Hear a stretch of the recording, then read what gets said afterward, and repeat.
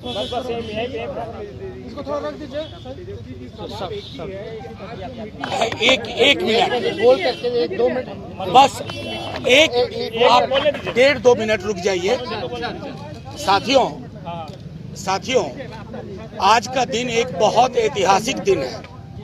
1 जून 2022। आज तकरीबन 12-14 वर्षों से जो लड़ाई लड़ी जा रही थी, हमारे राष्ट्रीय अध्यक्ष लालू जी ने सदन से लेकर सड़क तक जिसकी वकालत की, पैरोकारी की, आज वो सफलीभूत हुआ है। थोड़ा टाइमलाइन देखिए।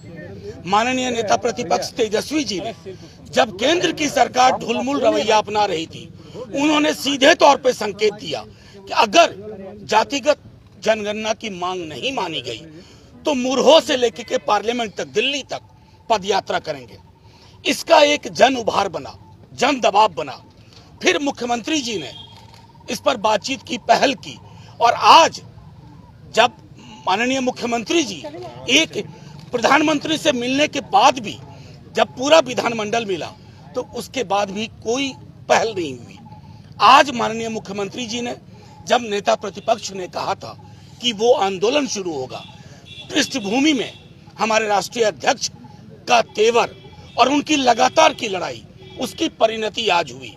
माननीय नेता प्रतिपक्ष ने अपनी बातें रखी और मुझे खुशी है ये कहने में कि माननीय मुख्यमंत्री जी ने अक्षरशः पॉइंट बाय पॉइंट उन चीजों को अडॉप्ट किया और कहा कि इस पर कार्रवाई कल से ही शुरू होगी और इसके अतिरिक्त एक एक चीज, इसकी मोडालिटी क्या होगी, रूपरेखा क्या होगी, कैसे किया जाएगा, कोई ना छूटे, इन सब चीजों को लेकर के माननीय नेता प्रतिपक्ष जी ने कहा, उसको सर्वसम्मति से आज की मीटिंग में अडॉप्ट किया गया है।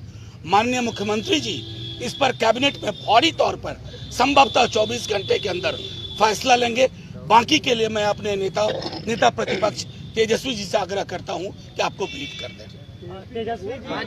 एक मिनट पहले ब्रीफ कर लेने दीजिए, पहले ब्रीफ कर लेने। अब सारी बातें सामने आ ही गई है और लगातार शुरू से ही इसकी लड़ाई जो है आदरणीय लालू जी ने लड़ी। पार्लियामेंट में भी सवाल उठाए और जातीय जो गणना है, आपका सोशियो इकोनॉमिक कास्ट सेंसस जो हुआ था वो हुआ। बाद में बीजेपी की सरकार आती है तो उस समय अरुण जेटली जी का बयान आता है कि जो डेटा है वो करप्ट हो गया है। तो कहीं ना कहीं से जो इतना देश का सबसे महंगा जो सेंसस हुआ उसका कोई डेटा हम लोगों को नहीं उपलब्ध हो पाया। और ये सब लोग जान रहे कि ये हम लोगों के प्रस्ताव से, लालू जी की लगातार लड़ाई से बिहार विधानसभा में 2 बार पारित हो गया। तो ऑल पार्टी तो था ही, सर्वसम्मति से पास हुआ, तो इसकी कोई गुंजाइश नहीं रहेगी। सब लोग सहमत थे। जब पार्लियामेंट में मना किया गया कि भाई भारत सरकार जो है जाति जनगणना जो है वो नहीं कराएगी, तब हम लोग थोड़े बेचैन हुए और हमने विधानसभा में इस बात को उठाया और 2 प्रस्ताव रखे थे कि प्रधानमंत्री जी से मिले या तो राज्य सरकार मना कर देती है भारत सरकार तो राज्य सरकार अपने खर्चे पे कराए। तो ये हम लोगों ने किया। उसके बाद कई देर विलम्ब हुआ। चलिए विलम्ब हुआ, क्या कारण था अब हमको उस पर नहीं जाना, लेकिन ये हमारी जीत है, ये लालू जी की जीत है और ये बिहार के गरीबों की, सभी लोगों की जीत है। इससे पता चलेगा भाई कौन दिहाड़ी मजदूर है, कौन जो है माइग्रेट करके रहता है, कौन ढेला धोता है, कौन ठेला ढोता है, कौन कचरा साफ करता है, कौन भूमिहीन है, कौन भीख मांगता है। इससे जो स्पष्ट पता चलेगा और काफ़ी फायदा जो है इस चीज़ की होगी। आज भी हम लोगों ने सुझाव में हम लोगों ने सब कुछ रखा कि इसमें एंथ्रोपोलॉजिस्ट भी होने चाहिए, सोशल जो एंथ्रोपोलॉजिस्ट होते हैं, ताकि जब डेटा कलेक्ट करें तो उसमें सब चीज़ को कलेक्ट करके एक रूपरेखा जो है वो बताने का काम करते हैं। तो एंथ्रोपोलॉजिस्ट जो है वो मंडल कमीशन जब था उस समय भी रखा गया था, क्योंकि कई जातियाँ उपजातियाँ हैं, कई नाम हैं, तो एक सही फिगर जो है उनके सामने आएगा तो उसका विश्लेषण ये बता सकते हैं कि कैसे क्या है। तो एक तो ये था, एक हम लोगों का था कि भाई जगह नहीं, ये लीगली कोई बाधा ना बने, तो इस पे भी क्योंकि दिखवा लेना चाहिए और उसकी शुरुआत करनी चाहिए, तो वो भी जो है बाधा दूर होगी।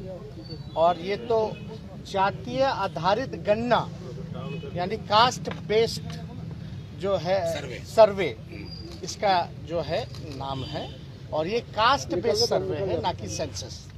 तो ये स्पष्ट हो जाना चाहिए सभी लोगों को कि ये जातीय आधारित गणना है यानी कास्ट बेस्ड सर्वे ये हो रहा है। तो ये हम लोगों की जीत है। और सारी चीजें, एक चीज और है महत्वपूर्ण था कि भाई खर्चा जो होगा ये बहुत ही महंगा होगा, इसका खर्च बहुत लगेगा। देखिए बिहार पिछड़ा राज्य है, गरीब राज्य है, और ये तो पूरे देश में हो जाता अगर बीजेपी केवल एक कॉलम जोड़ देती। तो जितना खर्चा में सेंसस हो रहा है देश का जो एप्लीकेशन द्वारा हो रहा है तो उतना किसी राज्य पे ये अतिरिक्त बोझ नहीं पड़ता। अगर एक कॉलम ही माना था, बिहार में मान गई तो देश में मानने में क्या जरूरत, कौन सी बुराई थी भाई? हर स्टेट अपना अपना करा ही रहा है। तो ऐसे जो कमजोर आर्थिक रूप से जो हमारी जो कमजोर स्टेट है, जो गरीब राज्य है, जो पिछड़ा राज्य है, तो हमने ये कहा कि भाई 40 में से 39 तो एनडीए के एमपी हैं। 40 में से 39 जब एनडीए की एमपी है, यहाँ भाजपा 4 ही है, हम लोगों की संख्या राज्यसभा में है और एक कांग्रेस के लोकसभा में है, तो हम लोग जो है इस बात को पार्लियामेंट में उठाएं और ये भी मांग करें कि भाई जो खर्चा जो होगा वो भारत सरकार व्यय करे। भाई आप स्पेशल स्टेटस की बात करते हैं, स्पेशल पैकेज की बात करते हैं, और यहाँ डबल